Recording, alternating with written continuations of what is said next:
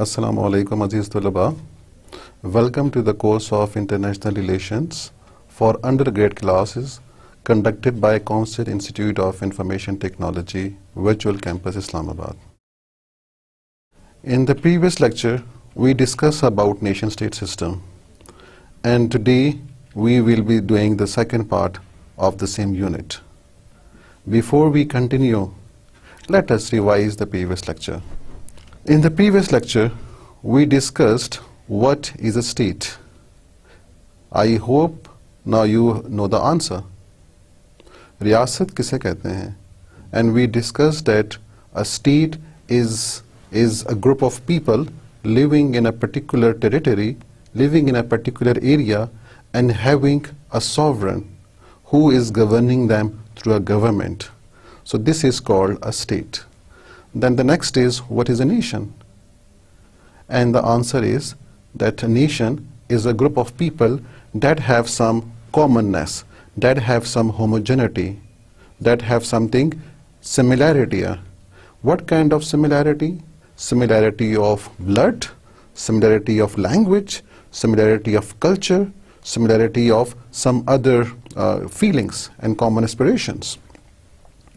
And then we discussed that the world population is diverse and they are living in groups.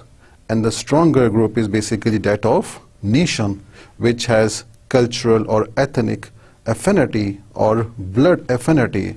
And then that particular group, ये जो strong group है, it tries to get a state. ये एक state हासिल करने की कोशिश करता है. जिस तरह मॉर्गन तो कहते हैं, a nation needs a state. One nation, one state. But in Islam, the concept of nation is different. It is not formed on blood, it is not formed on language, it is not formed on a culture, rather it is formed on Islamic ideology. تو جہاں جہاں پہ بھی مسلمان ہیں وہ ایک group بناتے ہیں جس کو مسلم کمیونٹی کہتے ہیں یا جس کو مسلم امت مسلمہ کہتے ہیں، اور یہ گروپ زیادہ اسٹرانگ ہوتا ہے. ایک اسلامی ریاست میں بارڈرز، لینگویج، کلچر، ان کی کوئی اہمیت نہیں ہوتی ہے، صرف ایک ہی فیتھ ہے، ایک ہی آئیڈیالوجی ہے جو کہ ان کو انٹیگریٹ کرتا ہے. اسی کے ساتھ پھر ہم نے نیشن اسٹیٹ سسٹم ڈیفائن کیا کہ nation state system is a system in which states deriving its strength from linguistic, ethnic or cultural similarity and possessing a territory governed by a sovereign. ایک ایسا خطہ جس میں لوگ رہ رہے ہوں اور ان لوگوں میں کچھ قدریں مشترک ہوں. یہ جو قدریں مشترک ہیں یہ نہیں language, culture, ethnic, blood relations ہو سکتے ہیں، اور ان کے اوپر ایک سوورن ہو جو کہ ان کی نیڈس اور ریکوائرمنٹس کو پورا کر رہا ہو. So this is basically called a state, nation state, and a system of such states would be called nation state system. اس کا وجود آیا ہے 1648 کے بعد، when we have peace of Westphalia فیلیا، جس میں جنگیں لڑی گئیں. اور یہ جنگیں کتنے سال کے لیے تھیں؟ جی ہاں، یہ 30 سال کے لیے تھیں. اور ان جنگوں کا مقصد کیا تھا؟ اس میں ایک جو اس وقت کے پرنسس تھے ان میں ایک رائیولری، ان میں ایک آپس کی دشمنی اور چپکلش رہی ہے، اور to get more land, to get more power. تو ایک تو ان کی یہ وجہ تھی.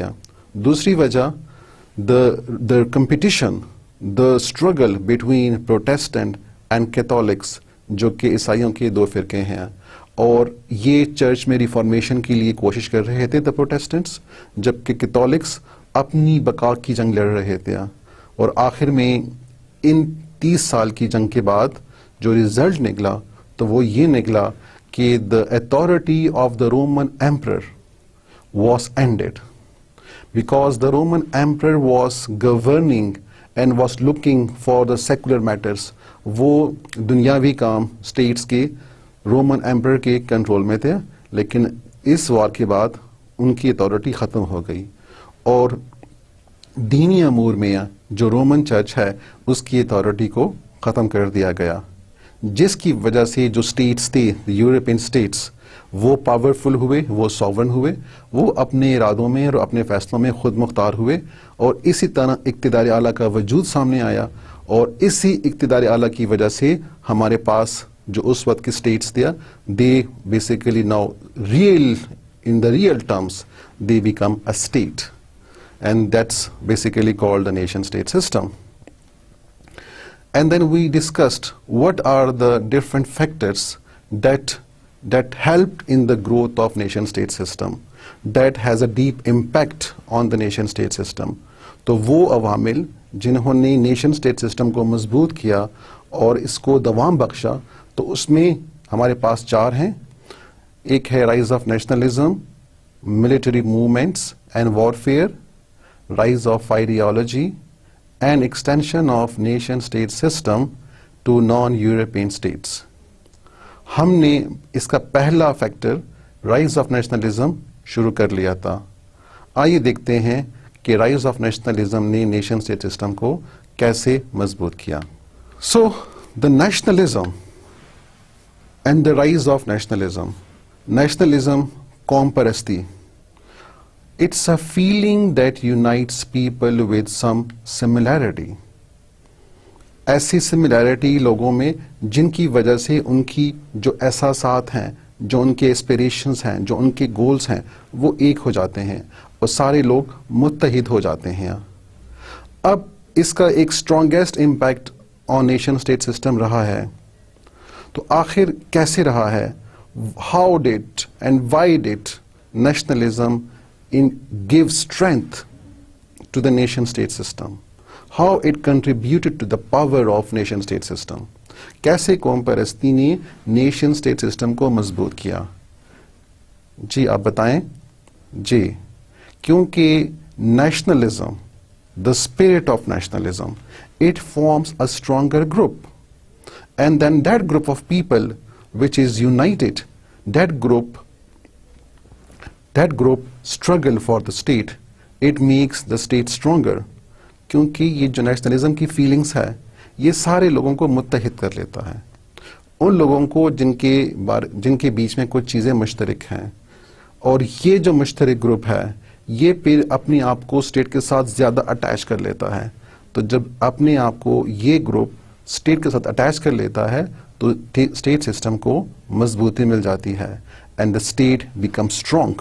Nationalistic force also provide strong support to their ruler towards their national interest.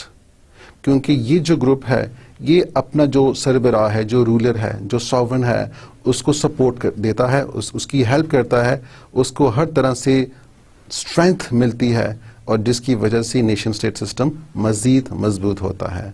تو ریمبر، نیشنلزم ایک ایسی فیلنگس ہے لوگوں میں جس کی وجہ سے وہ یونائٹ ہو جاتے ہیں، اور یونائٹ ہو کے وہ اپنے اسٹیٹ کی طرف زیادہ اٹیچ ہو جاتے ہیں اور اس طرح اسٹیٹ کو مضبوط کرتے ہیں. So this is how the state system was strengthened, was made powerful by this spirit of nationalism. Examples آپ جرمنی کی لے لیں، جاپان کی لے لیں، فرانس کی لے لیں، جہاں پہ لوگوں میں جو قوم پرستی تھی وہ اتنی زیادہ ہو گئی اور ان کی اپنے اسٹیٹ کے ساتھ اتنی زیادہ اٹیچمنٹ پیدا ہو گئی کہ جس کی وجہ سے یہ اسٹیٹس کافی مضبوط ہوئے، and they were really very great powerful of the time. Now, what would have happened in states with diverse nationalities? ان ریاستوں میں جہاں پہ مختلف قومیں رہتی تھیں ان کے ساتھ کیا ہوا ہوگا یا کیا ہو سکتا ہے؟ ایسے ممالک جہاں پہ صرف ایک نیشنلٹی کے لوگ نہیں ہیں بلکہ اس ریاست میں کافی نیشنلٹیز کے لوگ موجود ہیں، کافی ڈفرینٹ قومیں اس میں موجود ہیں، تو ایسی ریاست میں کیا ہوا ہوگا؟ جی ان ریاستوں میں کیا ہوا ہوگا؟ They suffered freedom movements. ان میں آزادی کی تحریکوں نے جنم لیا کیونکہ ان میں ڈفرینٹ نیشنز ہیں اور ایک نیشن اپنے لیے ایک اسٹیٹ حاصل کرنے کی کوشش کرتی ہیں، جس کی وجہ سے ان ریاستوں میں جہاں پہ مختلف قومیں رہتی تھیں ان قوموں میں ایک احساس آزادی نے جنم لیا، اور جن کی وجہ سے they were struggling hard to get independence. So as a result, you can see the names of some countries where we have diverse nationalities and therefore they suffered freedom movements. ان میں آزادی کی تحریکوں نے جنم لیا اور یہ ریاستیں پھر ٹوٹ گئیں اور ان کی وجہ سے مختلف نئے ممالک نے جنم لیا, نیشن سٹیٹ سسٹم نے جنم لیا. ان میں آسٹریا ہنگریا جو اس وقت ایک کنٹری تھا لیکن اس میں دو قومیں رہتی ہیں, Austria and Hungaria, and now they are two different states. اسی طرح بلکان اسٹیٹس ہیں, بلکان کی ریاستیں ہیں جس میں سربیا ہے, جس میں یوگوسلاویا ہے, جس میں مونٹینیگرو ہے. تو ان ریاستوں نے بھی اپنے لیے آزادی حاصل کی. اسی طرح اوٹومن امپائر جس میں مختلف قسم کی قومیں رہتی تھیں تو آج وہ بھی ایک الگ ریاستوں کے وجود سے قائم ہے, and they have their own governments. اور اسی طرح بر صغیر میں کون سی دو قومیں موجود تھیں؟ جی, دو قومی نظریے کو یاد کریں. جی صحیح, ہندو اور مسلمان. اور ان دونوں قوموں نے اپنے لیے آزادی کی تحریک پیدا کی اور آخر میں انہوں نے انگریزوں سے آزادی حاصل کر لیا. Thus many new states emerged due to rise in nationalism. تو جیسے جیسے قومیت اور قومیت کی جو فیلنگز ہیں اور احساسات ہیں وہ بڑھتی گئیں تو مزید نئی نئی ریاستیں وجود میں آنا شروع ہوئیں. تو اس لیے نیشنلزم نے قومیت کو مضبوط کیا. Nationalism is a very distinctive species of patriotism according to گیلنر. تو گیلنر کے مطابق اسپیشلزم حب الوطنی پیدا کرتا ہے. اس کی خاص جو فیچر ہے, جو ایک خاص خوبی ہے, وہ اپنی لوگوں میں ایک احساس محبت پیدا کرتا ہے اپنی نیشن کے لیے, اور ایون آپس میں بھی یہ وہی جذبہ پیدا کرتا ہے. So it produces a sense of patriotism. And for this reason in subcontinent the Muslim nationalism grew stronger. Why the Muslim nationalism grew stronger? آخر لوگوں نے کیوں ان میں احساس قومیت زیادہ بڑھی اور وہ اپنے لیے ایک آزاد ملک کے لیے ڈیمانڈ کرنے لگیا؟ اس کی مین وجہ یہ ہے کہ they suffered. ان کو تکالیف پہنچیاں, ان کو مختلف قسم کی اذیتیں پہنچیاں, اور یہ اذیتیں کہاں سے پہنچیں؟ بیکاز آف دا ہندوز کی پالیسیز. اور ہندوز نے through out the freedom movement جو مسلمانوں کے ساتھ سلوک کیا, اس کی وجہ سے مسلمان نالاں ہو گئے, and they get united and formed a nation and struggle for Pakistan. کون سی وہ ریزنس تھے جن کی وجہ سے مسلمان مجبور ہوئے کہ وہ ایک مضبوط قوم بنے اور اپنے لیے پاکستان کا مطالبہ کریں؟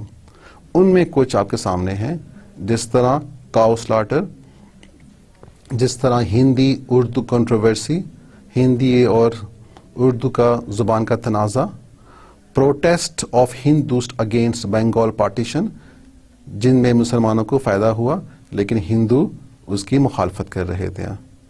سملرلی بیٹریل ان خلافت موومنٹ جس میں کانگریس نے مسلمانوں کے ساتھ دغا کیا اور کانگریس نے خلافت موومنٹ کو اس کے پیک پوائنٹ پہ تنہا چھوڑ دیا. اسی طرح نہرو رپورٹ کی شکیں ہیں.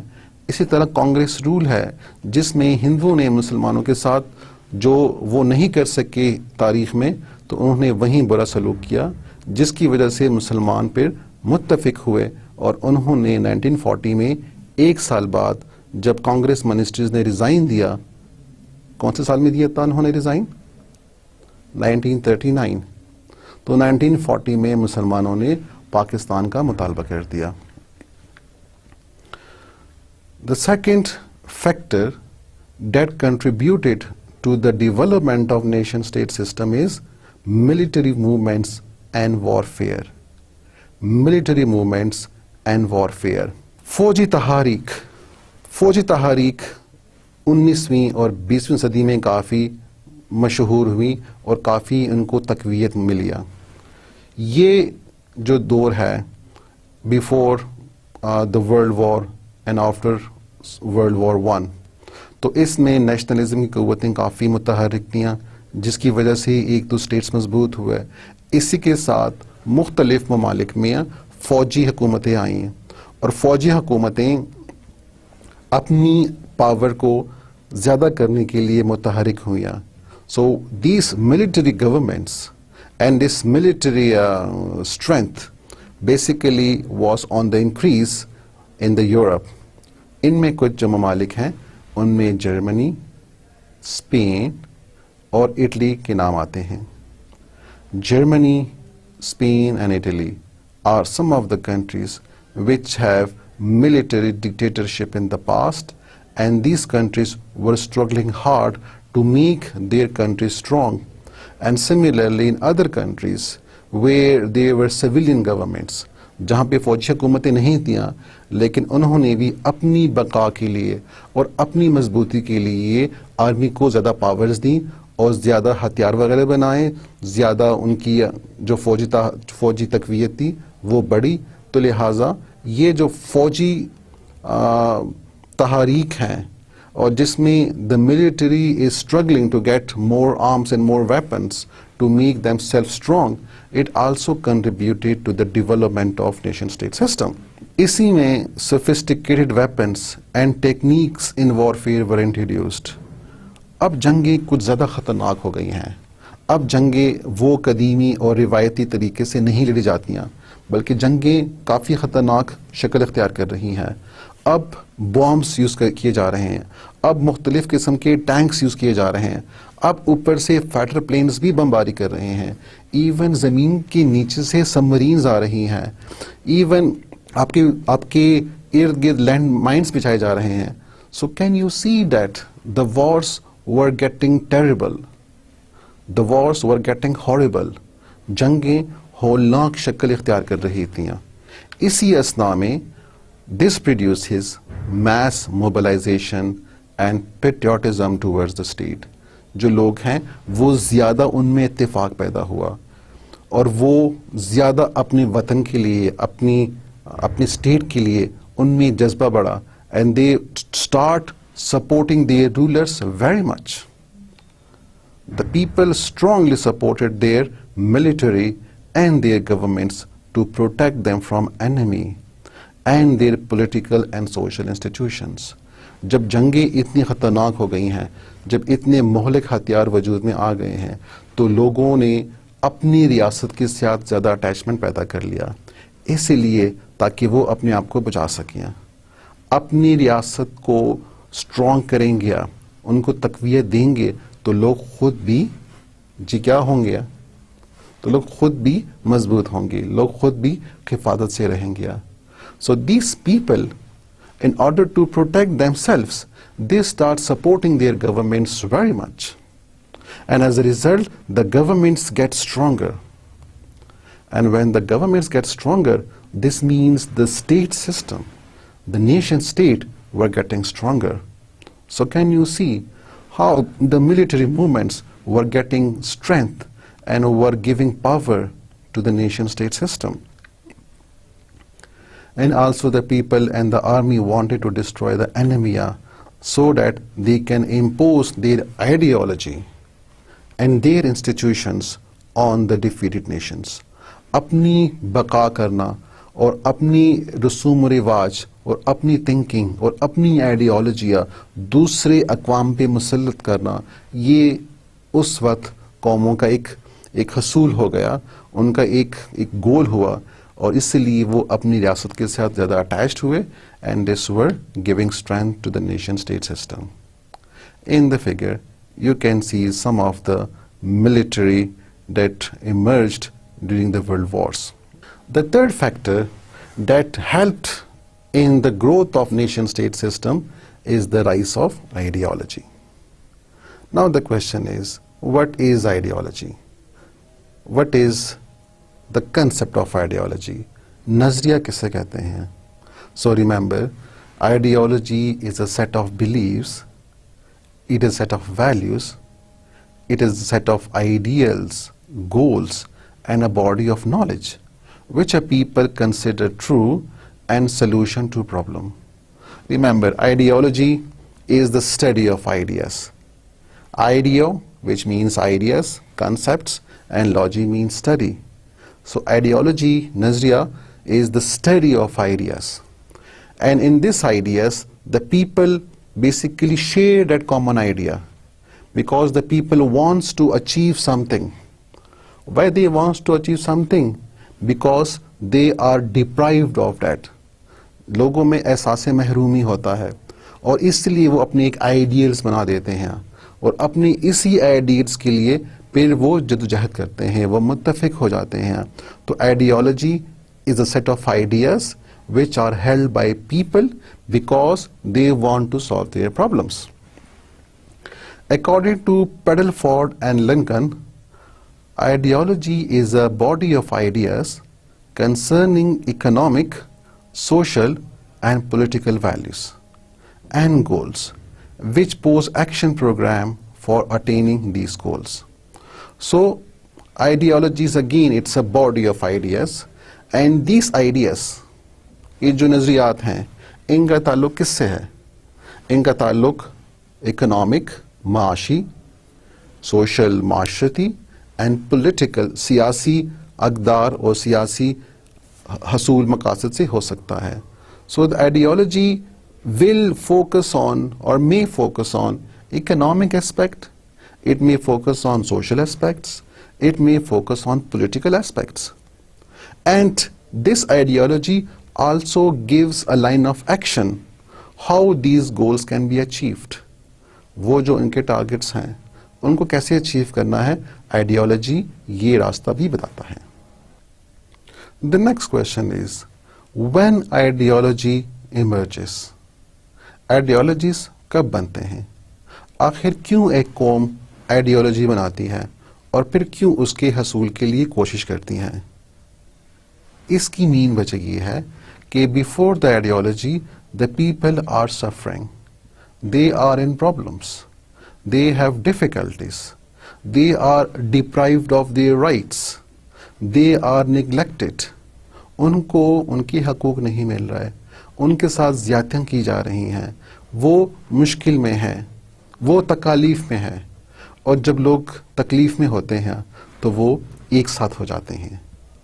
آپ روزمرہ زندگی سے ہی اس کی مثال لے لیں کہ when you alone suffer or when you have some difficulty and then you try to find a friend, you want to find another person who is also suffering, and then both of you get united, and if there are more people then you form a stronger group and then you try to find solution to your problem. اور ایسا nation کے ساتھ بھی ہوتا ہے. So they basically are suffering, and therefore this suffering, these difficulties and these problems make the people come together. They get united, and through that unity they set some goals. They find solution to their problems. اب solution کیا ہے, کہاں پہ اس کا حل موجود ہے؟ اس حل کو حاصل کرنے کے لیے these people then start doing efforts, and they also give a direction to their efforts. So that's how the ideology emerges. Okay, for the ideology, the people first of all suffer, they have difficulties, their rights are not given, their social status is neglected, and as a result they get united and they struggle for their solution to the problems. So does ideology unite people? Again, question پہ ہم کافی بحث کر چکے ہیں. So yes, ideology unites people because the people have common sufferings. تو جب آپ کی سفرنگ ایک ہو تو لوگ ایک ہو جاتے ہیں, اکٹھے ہو جاتے ہیں, they get united. کہیں کے مطابق ideology is a cementing force. Ideology is a binding force. ایک ایسی قوت ہے جو لوگوں کو ایک کر دیتی ہے, ان کو بائنڈ کر دیتی ہے. So it integrates them, and even ideology also gives direction. یہ ایک سمت بھی متعین کرتی ہے کہ کہاں پہ اس کا حل موجود ہے. تو آئیڈیالوجی نہ صرف لوگوں کو ایک کرتی ہے بلکہ ان کو سمت بھی بتاتی ہے کہ کیسے انہوں نے اپنی مسائل کا حل ڈھونڈنا ہے. تو آپ کو جب مسائل کا حل معلوم ہو جاتا ہے اور آپ کو ایک یونٹی مل جاتی ہے تو پھر آپ کے جو مقاصد ہیں ان کا حصول بھی آسان ہو جاتا ہے. So the people have ideas and the ideas also include the action کہ how you will get that particular objective. And when you struggle, when you do action, then there is a change and your problems are solved. تو اس کی وجہ سے تبدیلیاں آ جاتی ہیں. So ideology results in a change. So ideology brings revolution. It forms new culture. It forms new civilization. Ideologies انقلاب لاتی ہیں. ان سے نئی ثقافتیں اور نئی تہذیبیں جنم لیتی ہیں. If I give you an example, so I will give you the example of Islam even. How Islam brought revolution in Saudi Arab and the peninsula of Saudi Arab. کس طرح اسلام نے ایک انقلاب کی روح پون کیا پورے عرب میں اور کس طرح لوگوں کے اخلاق کو، لوگوں کی ویلیوز کو، لوگوں کی بیہیویئر کو چینج کیا. اور اسی طرح ہر آئیڈیالوجی اپنے لوگوں میں ایک تبدیلی لاتی ہے اور پھر اس کے بعد انقلاب کا پیش خیمہ بھی بن جاتی ہیں. اس پہ بھی ہم مزید بات کریں گے. سو can you name some revolution? کچھ ریولوشنس جو کہ آئیڈیالوجیز کی وجہ سے آئی ہیں، تو can you name some of them? Yes, we can name some of them. We can name Russian revolution جس کو انقلابی روس کہتے ہیں. اسی طرح بر صغیر میں بھی انقلاب آیا. although it was not a bloody revolution, but still through that revolution we have Pakistan being formed and India also being formed because of the partition. اسی طرح چائنا ریولوشن ہے جس میں انقلاب چین کا نام آتا ہے، اور ایرانین ریولوشن ہے، انقلاب ایران ہے. کیا آپ بتا سکتے ہیں کہ یہ جو انقلاب ہیں یہ کون کون سے سالوں میں آئے؟ ایک علم کی بات ہے، معلومات کی بات ہے. رشین ریولوشن کون سے سال میں آیا؟ رشین ریولوشن 1917 میں آیا، جس میں کمیونسٹ نے انقلاب برپا کیا اور پورے سوویت یونین میں، رشیا میں انقلاب آ گیا. The second is Pakistan, and you know the year. This is very simple. It is 1947 in which we got Pakistan, we got independence, because what was the name of the ideology? The name of the ideology was Islamic ideology. Then the next is Chinese Revolution.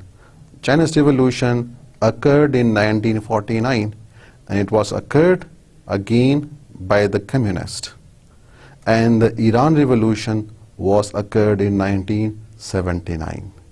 So these are some of the revolutions which occurred due to ideology. Some of the ideologies that exist at present are, and some of them are not even present, they have ended.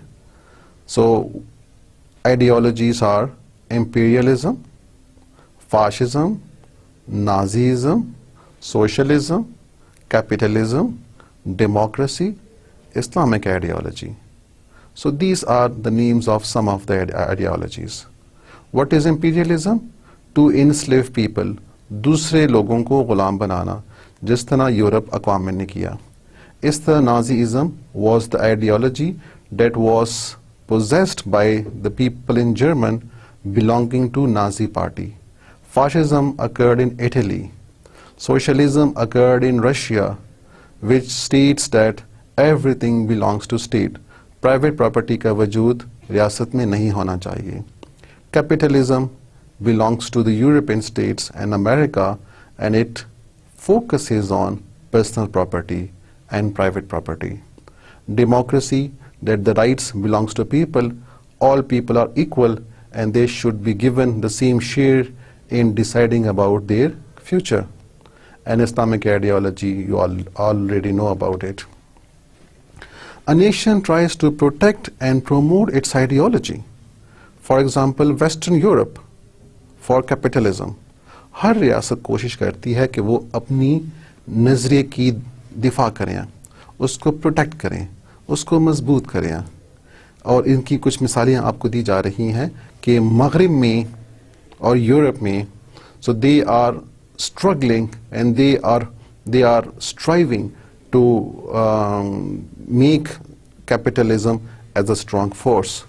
اسی طرح former Russia جو کہ اب نہیں رہا, so it was striving hard, it was struggling and it was protecting the ideology of socialism. اور پاکستان میں کون سی آئیڈیالوجی ہے؟ جی اسلامک آئیڈیالوجی ہے. and we are protecting our ideology and we are also promoting our ideology because Pakistan was got on the name of Islam. Now, the last factor that gives strength to the nation state system is the extension of nation state system to non-European states. Nation state system جو کہ Europe سے اس نے وجود لیا, اب وہ Europe میں صرف نہیں رہا, اب اس کی جڑیں پھیل رہی ہیں, وہ آگے جا رہا ہے اور دنیا کے باقی اسٹیٹس نے it is gaining strength, it is gaining powerful. So we can see many states coming into existence.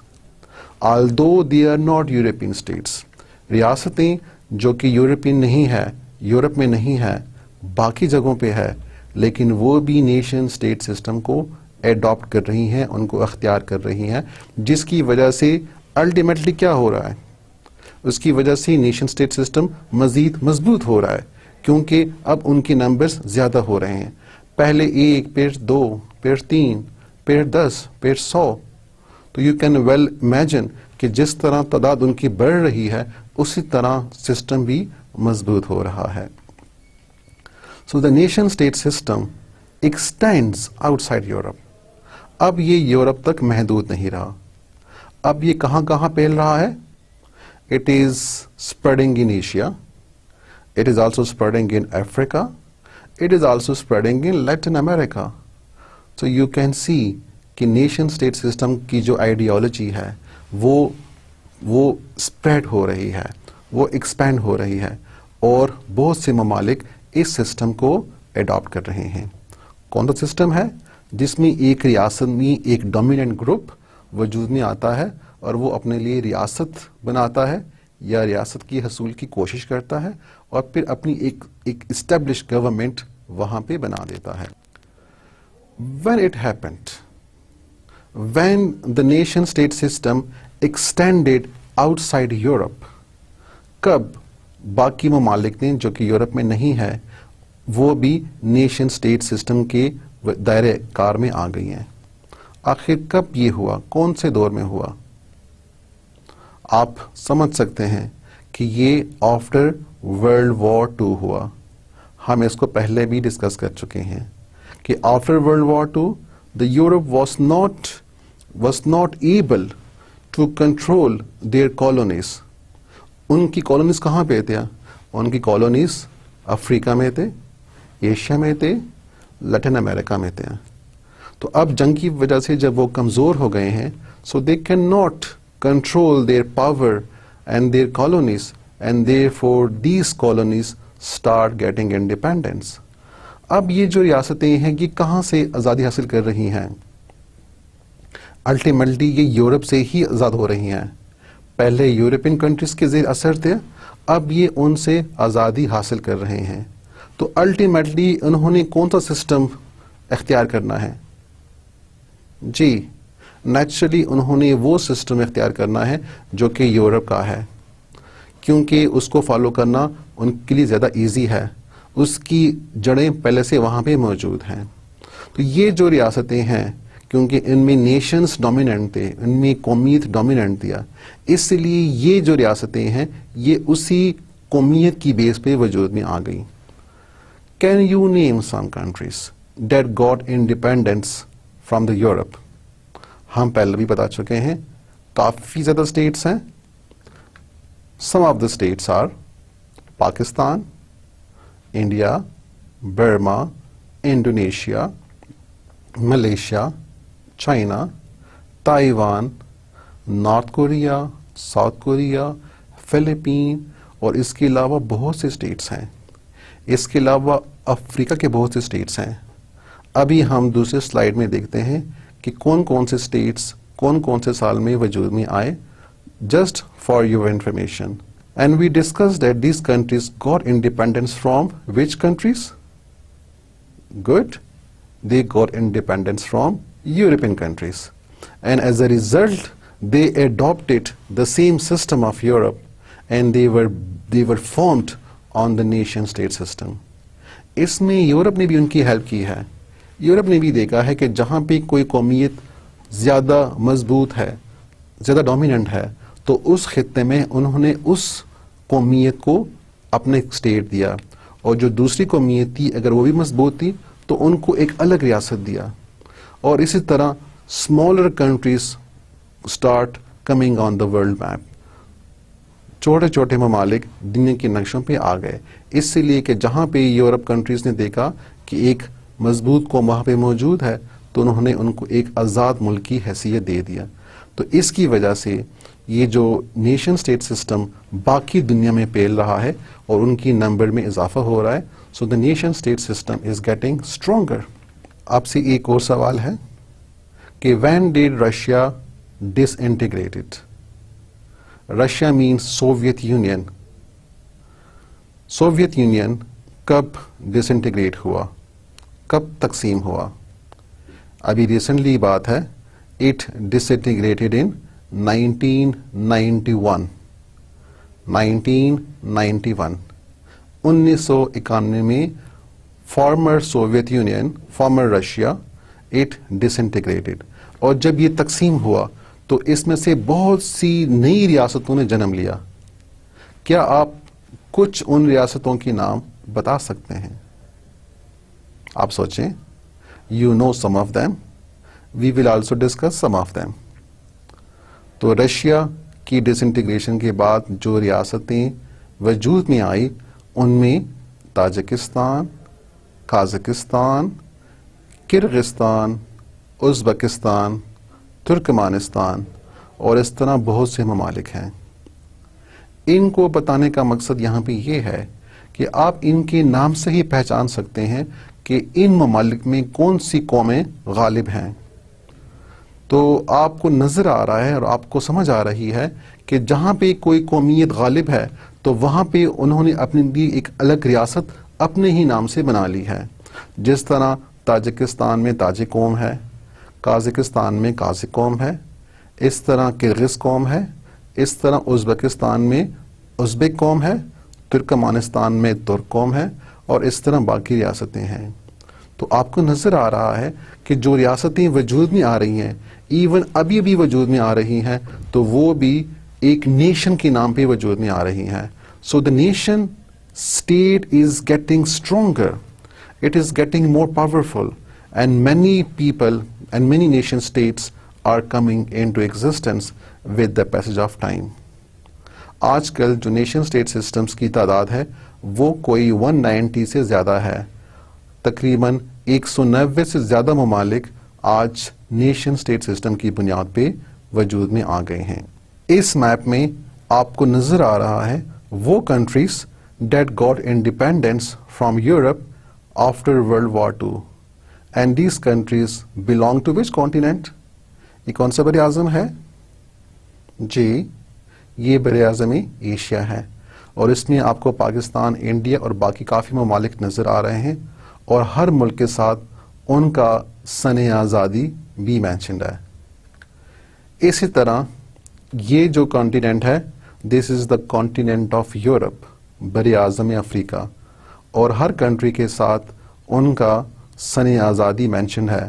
تو آپ کو نظر آ رہا ہے کہ آلموسٹ یورپینس کنٹریز نے اتنے بڑے علاقے کو اپنا غلام بنایا ہوا تھا, لیکن جنگ عظیم کے بعد بہت سے ممالک نے آزادیاں حاصل کیاں. کچھ نے پہلے بھی حاصل کی, لیکن زیادہ تر نے جنگ آزادی دوم کے بعد حاصل کیا. Elements of nation state system. What are the different elements that makes nation state system? پہلے جو ہم نے فیکٹرز ڈسکس کیے وہ عوامل تھے, وہ فیکٹرز تھے جنہوں نے نیشن اسٹیٹ سسٹم کو مضبوط کیا, جس کی وجہ سے نیشن اسٹیٹ سسٹم زیادہ اسٹرینتھن ہوا, اس نے زیادہ دوام حاصل کیا. اب جب ایک نیشن اسٹیٹ سسٹم بنتا ہے تو ایک نیشن اسٹیٹ سسٹم میں کون سے ایلیمنٹس ہونے چاہیے؟ آخر کس بیس پہ آپ ایک اسٹیٹ کو نیشن اسٹیٹ کہہ سکتے ہو؟ ایک کنٹری اگر ایک اسٹیٹ کہلاتی ہے تو اس میں کون سے ایسے ایلیمنٹس موجود ہونے چاہیے جن کی وجہ سے وہ کنٹری یا وہ ریجن ایک اسٹیٹ کہلا سکتا ہے؟ So there are 4 elements of a nation state system. وہ کون سے ایلیمنٹس ہیں؟ کچھ آپ پہلے سے جانتے ہیں, مجھے علم ہے کہ آپ کو اس کا آنسر کچھ آتا ہوگا, کچھ لوگوں کو سارا آتا ہوگا. So the first element in nation state system is, اس کا آرڈر کوئی ضروری نہیں ہے, آرڈر اس کا کوئی بھی ہو سکتا ہے, لیکن these 4 factors are really very important that makes a state. Number 1 is sovereignty. آپ پہلے بھی اس کو پڑھ چکے ہیں. ویسٹ فیلیا کے بعد جو ریاستیں تھیں, they were called states, they were called nation states because they got sovereignty. So sovereignty is the first element, or you can say one of the 4 elements. The second element is, ji aziz tulaba, the second element is territorial integrity. The third element is legal equality, and the fourth element is nationalism. یہ 4 وہ عناصر ہیں جو کہ ایک nation state system کے لیے ضروری ہے, اور اس کے بغیر وہ نیشن اسٹیٹ سسٹم نہیں کہلا سکتا. آئیں ان کو تفصیل سے پڑھتے ہیں. The first is sovereignty. The question is, what is sovereignty? Let's understand what is sovereignty. So can you tell me what is sovereignty? حاکمیت اعلیٰ, اقتدار اعلیٰ سے کیا مراد ہے؟ جواب اس کا بہت آسان ہے. Sovereignty is supreme power. According to Bodin ایک political philosopher ہے. He is also called the father of modern concept of sovereignty. Sovereignty کا جو جدید نظریہ ہے تو بارڈن ان کے بانی میں آتا ہے.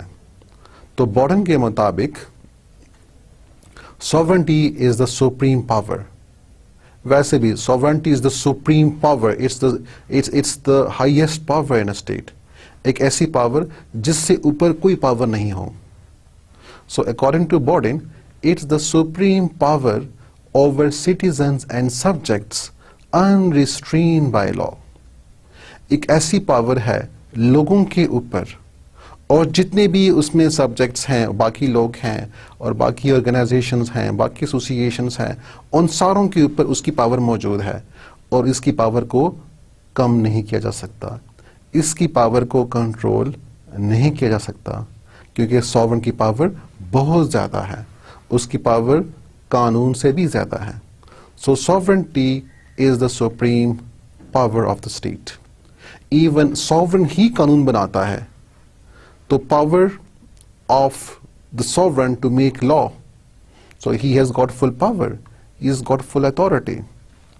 Other definition of sovereignty is it's the supreme will of the state.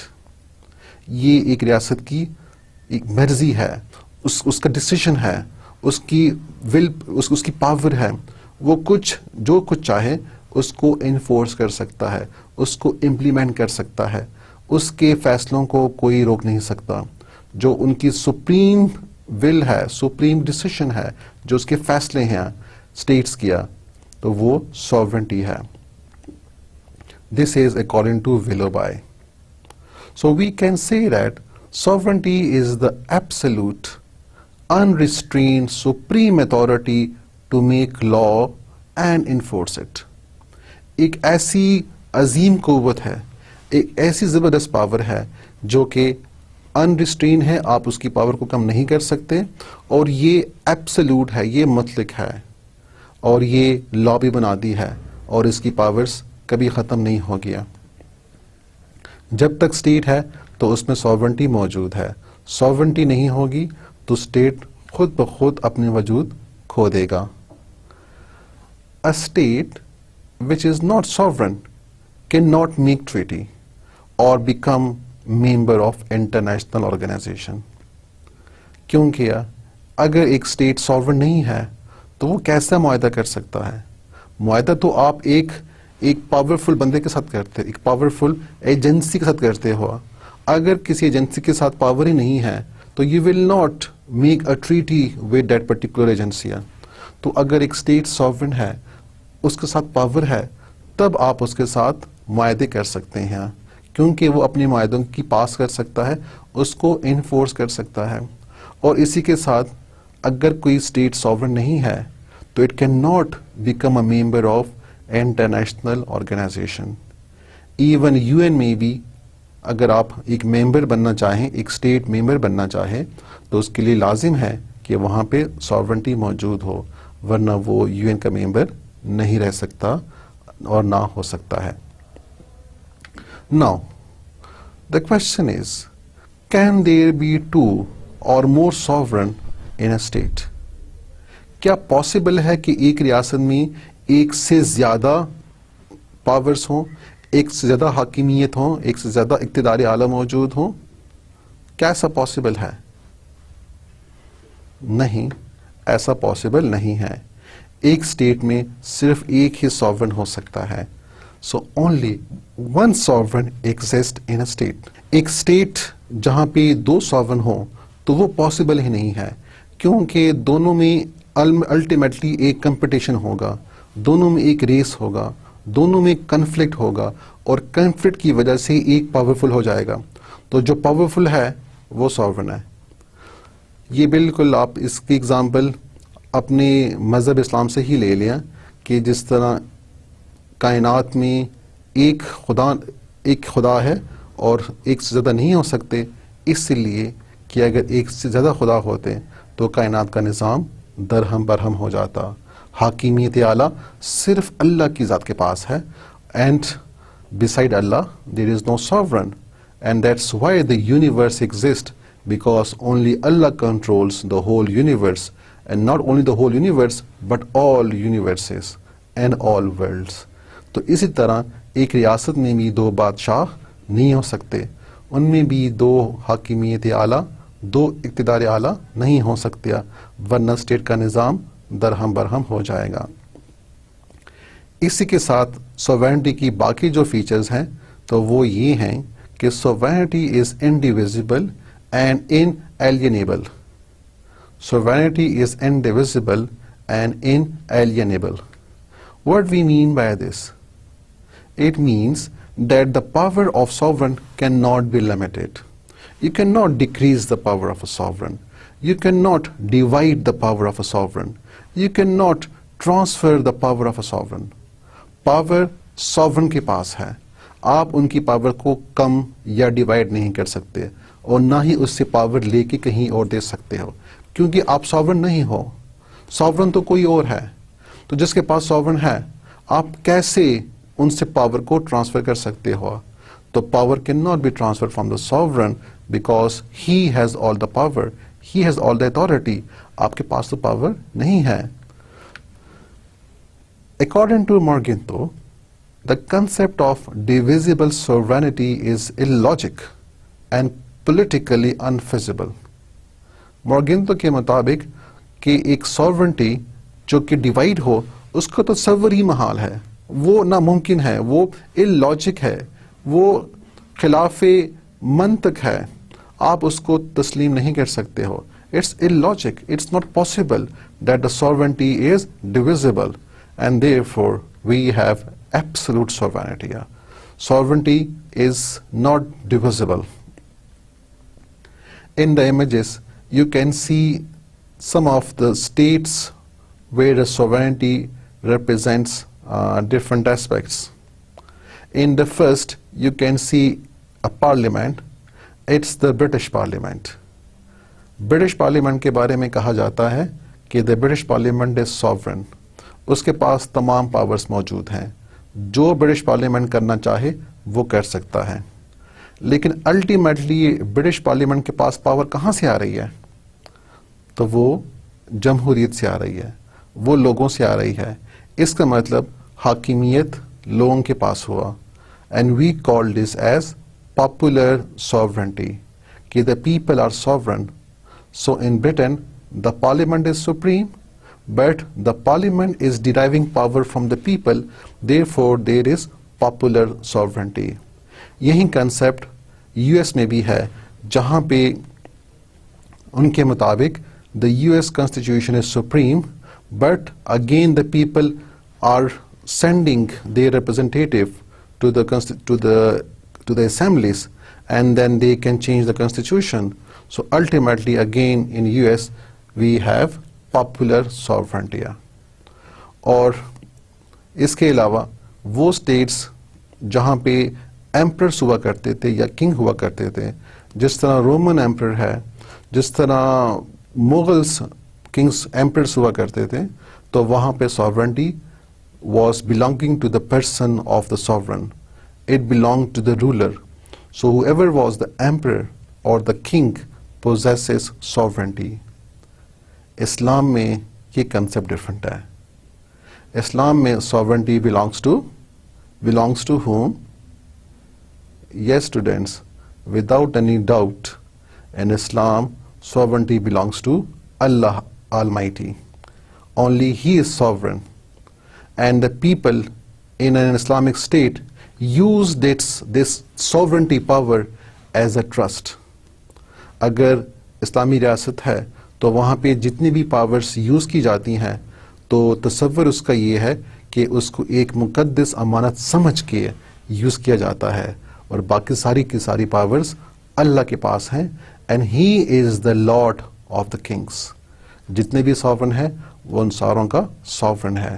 My next question is absolute sovereignty possible? کیا یہ پاسبل ہے ایک ساورن کے پاس پوری کی پوری پاور موجود ہو اور وہ کچھ بھی کر سکتا ہو، وہ مطلق ہو، جو اس کا دل چاہے، جو اس کی مرضی ہو وہ وہیں کام کرے؟ کیا ان کے فیصلوں پہ آپ کوئی قدغن لگا سکتے ہیں؟ کیا آپ ان کے فیصلوں کو چینج کر سکتے ہیں؟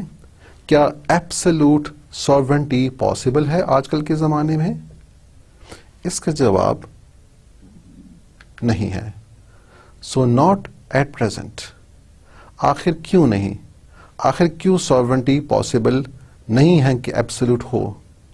اس کی وجہ یہ ہے کہ آج کل we are living in a very international world and the states are depending on one another and they for they have to respect each other. Isolation is not possible. A state cannot live by itself or independently in isolation. So a state has to regulate relations with other states. اور اگر آپ نے باقی قوموں کے ساتھ بھی relations رکھنے ہوں، روابط رکھنے ہوں، تو اس کی وجہ سے ایبسولوٹ ساورنٹی پاسبل نہیں ہے. کچھ عوامل جن کی وجہ سے ساورنٹی پاسبل نہیں ہے، اور ساورنٹی یا جو ساورن ہے اس کی پاورز کم ہو جاتی ہیں یا اس پہ قدغن ہو جاتی ہے، وہ ریسٹرکٹ ہو جاتی ہیں، وہ لمٹ ہو جاتی ہیں، تو ان میں کچھ فیکٹرز یہ ہیں. ٹریٹی اور پیکٹس، جو معاہدے ایک اسٹیٹ کرتا ہے دوسرے ممالک کے ساتھ، تو اس کی وجہ سے ساورنٹی کی جو پاورز ہیں وہ کم ہو جاتی ہے، کیونکہ ساورن نے ابھی ٹریٹی کے شرطوں کے مطابق عمل کرنا ہے. جو معاہدے میں دفعات موجود ہیں اس نے اس کے اوپر عمل کرنا ہے. اپنے آپ سے اب وہ کچھ نہیں کر سکتا کیونکہ اس کے اوپر ایگریمنٹ ہو چکا ہے. تو کین یو سی کہ ایگریمنٹس اور ٹریٹیز کرنے کی وجہ سے ساورن کی پاورز کم ہو جاتی ہیں، اور اس نے پھر ٹریٹی کے جو پوائنٹس ہیں یا ریکمنڈیشنز ہیں ان کو فالو کرنا ہوتا ہے. اسی طرح انٹرنیشنل آرگنائزیشنز ہیں، جس طرح UN ہے، جس طرح یونیسیف ہے، جس طرح ورلڈ بینک ہے، جس طرح ہیومن رائٹس آرگنائزیشنز ہیں. تو ایک اسٹیٹ نے ان آرگنائزیشنز کی جو ڈیمانڈز ہیں اس کو بھی پورا کرنا ہوتا ہے.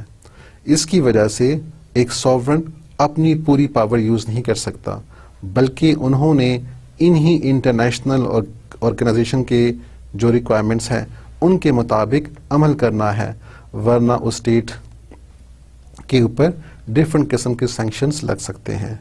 تو انٹرنیشنل آرگنائزیشنز کی وجہ سے بھی ایک اسٹیٹ کی پاورز کم ہو جاتی ہیں. اسی طرح انٹرنیشنل لا ہے جس کو ایک اسٹیٹ اوبے کرتا ہے, اس کو فالو کرتا ہے, جس کی وجہ سے سوورن کی اپنی پاورز کم ہو جاتی ہیں اور انہوں نے انٹرنیشنل لا کے پوائنٹس کو اور اس کی جو ریکمنڈیشنز ہیں اس کو فالو کرنا ہوتا ہے. اسی طرح ایک سوورن پبلک اوپینین کے خلاف نہیں جا سکتا, اسپیشلی اپنے پبلک اوپینین اور اس کے بعد ورلڈ پبلک اوپینین.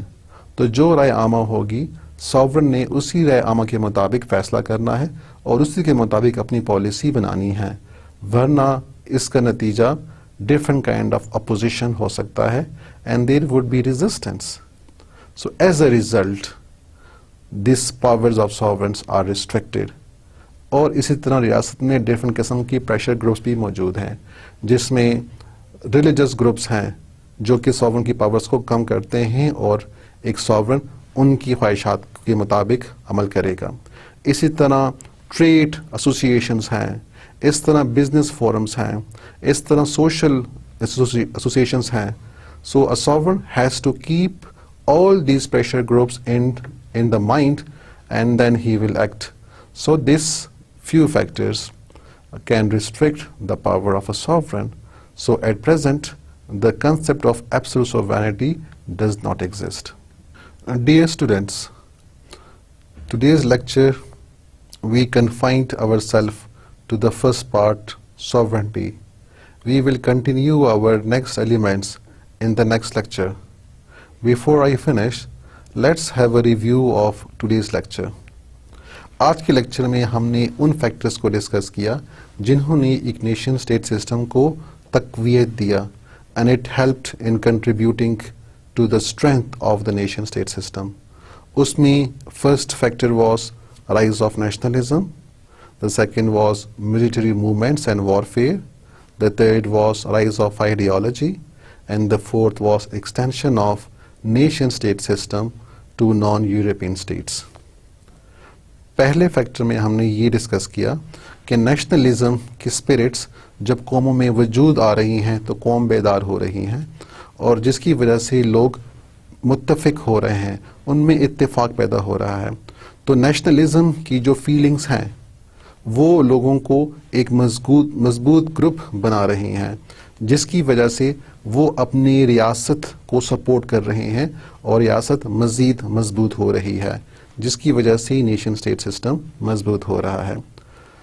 دوسرا فیکٹر فوجی تحریک ہیں, جس کی وجہ سے بھی نیشن اسٹیٹ سسٹم مزید مضبوط ہوا. جیسے بہت سے ممالک میں فوجی حکومتیں آئیں یا فوج کو زیادہ پاور دی گئیں, اور اسی کے ساتھ when they start coming different types of deadly weapons, مہلک ہتھیار وجود میں آئے اور فائٹرز آ گئے, سب مرینز آ گئے, مختلف قسم کے ٹینکس آ گئے, مختلف قسم کے خطرناک قسم کے بامز آ گئے, تو جس کی وجہ سے لوگ زیادہ متفق ہوئے, زیادہ ان میں اتحاد پیدا ہوا اور انہوں نے اپنی حکومتوں کو زیادہ سپورٹ کیا تاکہ وہ اپنے آپ کو بچا سکیں. اپنی ملک کو سپورٹ دیں گے تو گورنمنٹس ان کی مضبوط ہوں گی, جن کی وجہ سے الٹیمیٹلی خود قومیں مضبوط ہوں گیا.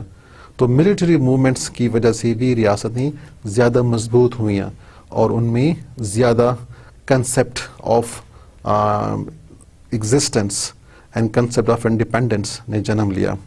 اسی کے ساتھ آئیڈیالوجی, جیسے جیسے آئیڈیالوجیز بڑھتی گئیں اور مضبوط ہوتی گئیں تو نظریات, کیونکہ لوگ نظریے سے پہلے they suffer, they are in problems, they are in difficulties, and as a result, due to these difficulties, the people get united and they form an ideology. تو جب وہ اپنا ایک نظریہ بناتے ہیں, they make an ideology, so the people start struggling collectively to make their ideology materialized. اپنی ideology کے حصول کے لیے وہ پھر محنت کرتے ہیں, وہ پھر اسٹرگل کرتے ہیں, جدوجہد کرتے ہیں اور الٹیمیٹلی وہ اپنی آزادی یا جو بھی ان کے مقاصد ہیں آئیڈیالوجیز کے وہ حاصل کر لیتے ہیں.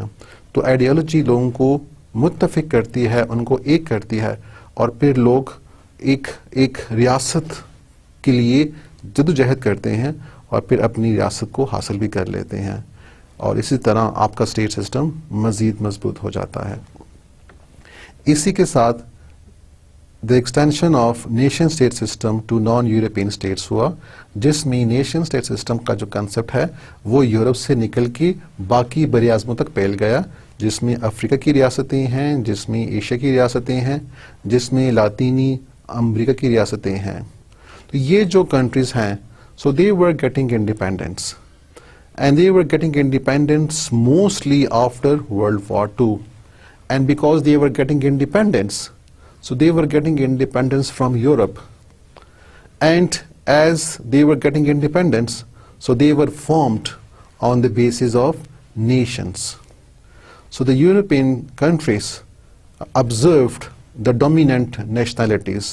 کسی خطے میں جو بھی مضبوط نیشنلٹیز موجود ہوئے، جو بھی مضبوط قومیں وجود میں تھیں، تو یورپین کنٹریز نے ان کو آزادی دیا، اور یہ جو ریاستیں تھیں یہ پھر اسی قوموں کے نام کے ساتھ وجود میں آ گئیں۔ So this is how the European nation state system spread to the other non-European states, and the countries from Asia, Africa and Latin America got independence because they have a dominant nationality in their country, and therefore they got independence. تو یہ وہ 4 elements ہیں، 4 factors ہیں that contributed to the strength of nation state system. انہوں نے nation state system کو مضبوط بنانے میں مدد کیا۔ اب ایک نیشن اسٹیٹ سسٹم کے بننے میں کون سے ایلیمنٹس ہیں؟ تو وہ 4 ایلیمنٹس ہیں۔ ان میں فرسٹ ایلیمنٹ ہے سوورنٹی، پھر دوسرا ٹیریٹوریل انٹیگریٹی، تیسرا legal equality, and the 4th is nationalism. ہم نے سوورنٹی کو ڈسکس کیا کہ سوورنٹی سے مراد حاکمیت اعلیٰ ہے۔ It is the supreme power in a state, it is the ultimate power in a state. It is a power which cannot be decreased, which cannot be divided. اور ایک state میں صرف ایک ہی ساورن ہو سکتا ہے۔ تو ایک اسٹیٹ میں ساورن ہوگا تو وہ اسٹیٹ کہلائے گا۔ جس طرح 1648 سے پہلے the European nations were not called a state، کیونکہ ان کے پاس ساورنٹی نہیں تھی، ان کی پاورز کم کر دی گئی تھیں یا وہ خود مختار نہیں تھے، اس لیے کہ Roman emperor and the Roman church would give them directions. تو جب وہ ان کے فیصلے ماننے کے پابند تھے، اس لیے وہ ساورن نہیں تھے۔ لیکن after peace of Westphalia the principle of sovereignty was established, and therefore sovereignty is a very important element in the nation state system. Sovereignty کی پاور کو ختم بھی نہیں کیا جا سکتا، نہ اس کو ڈیوائڈ کیا جا سکتا ہے. لیکن آج کل کے زمانے میں جو ہمارا انٹر ڈیپینڈنس دوسری کنٹریز پہ بڑھ گیا ہے، and all the countries are cooperating with each other, جس کی وجہ سے there are some compromises and some adjustments in sovereignty. تو جو سوورنٹی کا کنسیپٹ ہے اس میں کچھ موڈیفیکیشنز ہو گئی ہیں، اس میں کچھ ایڈجسٹمنٹس ہو گئی ہیں، کچھ کمپرومائزز آ گئی ہیں، تاکہ سارے اسٹیٹس ایک دوسرے کے ساتھ حفاظت سے اور پراسپیرٹی کے ساتھ رہ سکیں. یہ سوورنٹی کی پاورز کن وجہ سے کم ہو جاتی ہیں؟ یہ کم ہو جاتی ہیں ٹریٹیز کی وجہ سے، یہ انٹرنیشنل لاء کی وجہ سے کم ہو جاتی ہیں، انٹرنیشنل آرگنائزیشنز ہیں ان کی وجہ سے کم ہو جاتی ہیں، یہ پبلک اوپینین کی وجہ سے کم ہو جاتی ہیں، اور اسی کے ساتھ جو پریشر گروپس ہیں اس کنٹری میں ان کی وجہ سے بھی ایک اسٹیٹ میں جو سوورنٹی ہے ان کی پاورز کو ریسٹرکٹ کر دیا جاتا ہے، کیونکہ الٹیمیٹلی سوورنٹی نے ان تمام چیزوں کو دیکھنا ہے. So this was all for today's lecture. I hope you have understand the concept of sovereignty and the elements of nation state system. I wish you best of luck. Allah Hafiz.